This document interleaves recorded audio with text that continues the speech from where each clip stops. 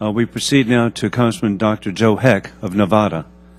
Thank you, Mr. Chair, and thanks, Ms. Penrod, chaplains, Right Reverend. Thank you all for being here to talk about this important issue. And as we can see, it's also not just a big issue from the sake of the chaplaincy, but also for the Sikh community. Several members are present here today. And Ms. Penrod, I know that the DODI 1300.17 was recently revised, but it's my understanding that there's still within the DODI a presumptive ban on members of the Sikh religion from joining, from having to give up their articles of faith, from having to seek an accommodation every time they have a change of assignment, and whether or not there's still some question as if they are allowed to assess into the service, whether or not they have to stop wearing their headgear or shave while going through boot camp until an accommodation is granted. Could you please explain why there remains the presumptive ban? I know previously I served with Colonel Seacon, who was one of the trailblazers when he was commander of the 349th Cache, and seemed to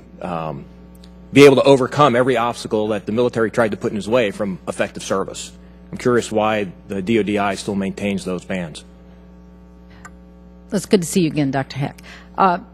What the changes do, it tries to balance the need, or provides the service the ability to balance the needs of the service member with the needs of against mission accomplishment.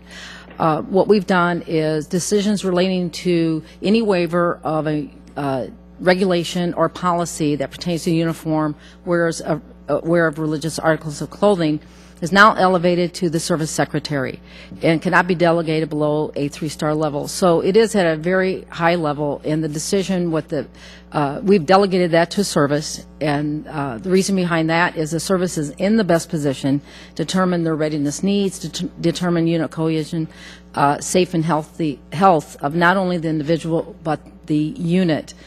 The service has a responsibility, though, to look at the request of the individual, and it has to be a compelling governmental interest before they make that decision. They will look at the facts, they will look at precedents in making that decision. So that's what we've done in this particular DODI. But does it still require, correct me if I'm wrong, but does it still require a new waiver every time there's a change of assignment? Even if it's now elevated to the 3-star level, you would think that that would carry through in the person's lifetime of service as opposed to every time they change assignment. Well, Dr. Heck, when you look at military readiness, each unit of assignment has a different responsibility. The service has to make that determination if now this new position or new job that the individual would be performing impacts safety, health, the unit, they may deny the accommodation.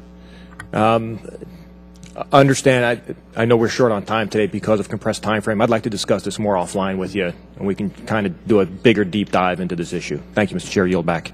Thank you, Doctor.